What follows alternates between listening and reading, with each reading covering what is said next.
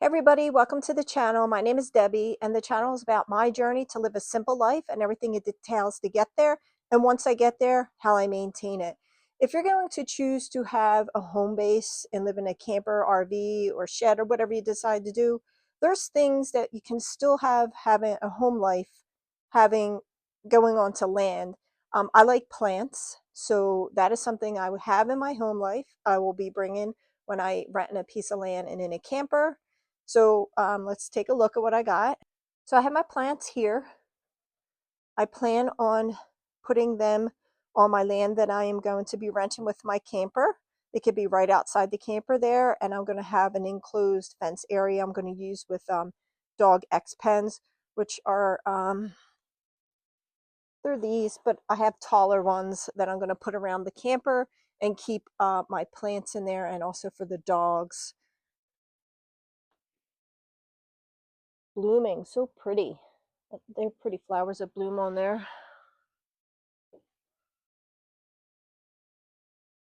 So here are my trees. I'm going to be bringing them with me. This is a key lime. This one is a lemon, obviously. Not quite ripe yet. And then this one is also a lime tree, but that's the bare lime. It's my little saguaro I'll bring with me. And then I have some carrots going. So just because you guys have stuff at home doesn't mean that you have to give everything up when you're downsizing significantly and going to be renting land or living in your RV, camper van, or trailer. If you do have a home base like I will, I'll be renting some land with my camper. This stuff I can bring with me, and it's beneficial. I'm going to be getting fruit. I'm going to be getting carrots. I have other stuff that I'm also going to be doing in some raised beds, and that will be right outside my camper. So you don't have to give everything up.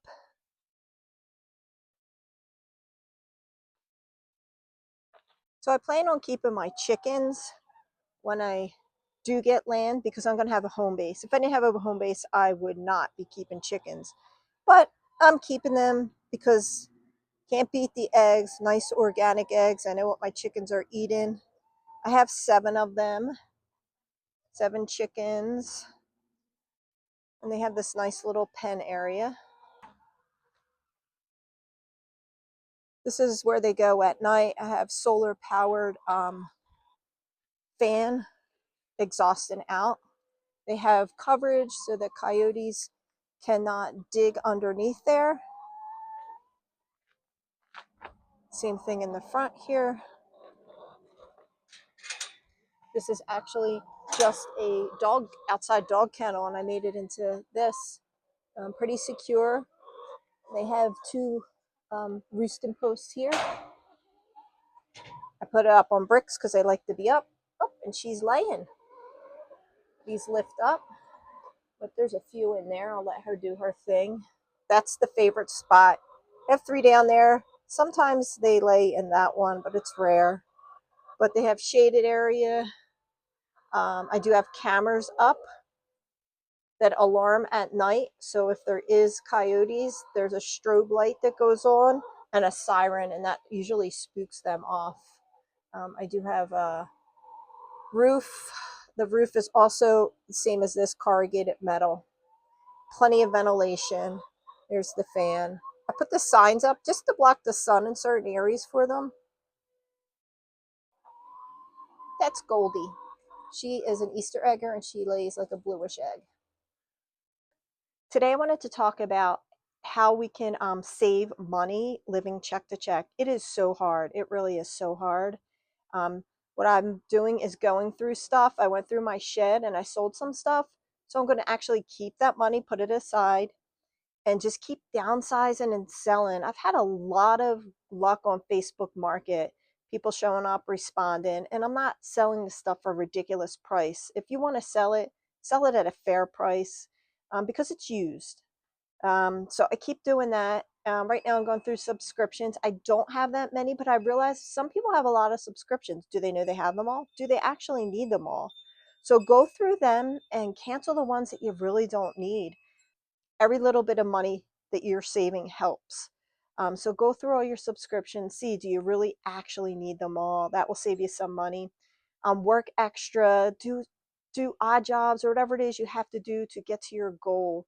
Um, like I'm saving for the camper because as I'm going to be living in the camper and renting land, it's going to be so much easier once I don't have the rent payment. I'm still going to work for a while, and then I'll kind of let off on that and go to a part-time status. One other thing I wanted to talk about was paying off debt. I'm not going to really worry about that until I'm in my camper, because when I'm in my camper, I'm not paying rent. I'm going to be having a lot of extra money per month because I'm still going to be working full time for a while. So I'll be able to pay off debt at that point in time. Right now, it's just saving money for the camper and everything I can do to make that happen. And then once I'm in the camper, I'll pay debt off. I just have some credit cards, and I really would love to pay off my Tacoma and pay that camper off quicker, because then that's two less bills, and then I'll be really able to save money. But if you have debt, would not worry about it until after you don't have that house mortgage or rent payment, because then that's when you're going to be able to pay that debt off.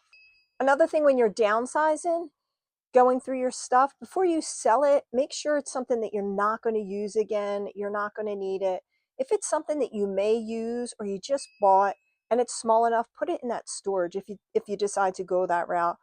Some people just sell everything off. I'm going the route where I'm getting the smallest storage unit, putting things in it that I may and will use during my journey, or something that's just new and I just bought and I will use eventually when I buy land and put a tiny house or convert a shed, or I haven't decided what I'm going to do for the house part, but I will use some of it when I get into the house. And like I said, I'm not doing anything big and bulky, just keeping what I will use in the house, such as like my bed frame, because it's new. I just bought it. My mattress, same deal. It's new and I like it. So I'm just gonna stand it up against the wall in the storage shed. Not gonna take up that much room. Then I have that. If I ever need it for my camper, I need a new mattress. I already have one. Or when I buy my land and put some type of foundation on it for a house, then I have it. So I'm getting a small U-Haul storage to put stuff in it like that. Um, Also, it's good for like Costco bulk buys. You need a place to put it, you could put it in your shed or your storage unit. I also was talking about the option of getting a shed and putting stuff in there, and I'm still on the fence about that. I would like to, but it really depends on my finances, and I'm not doing that until after I get the camper.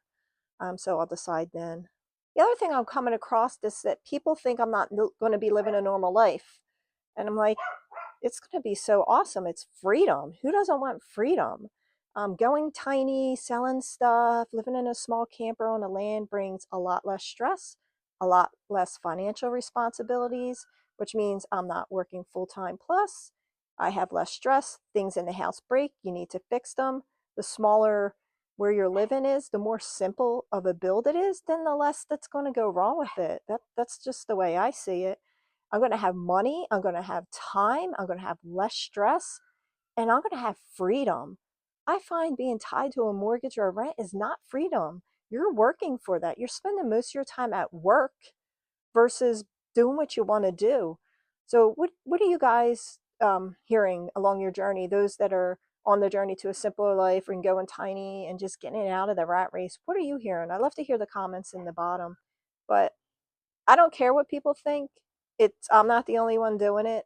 I am going tinier, and I am getting land to live on.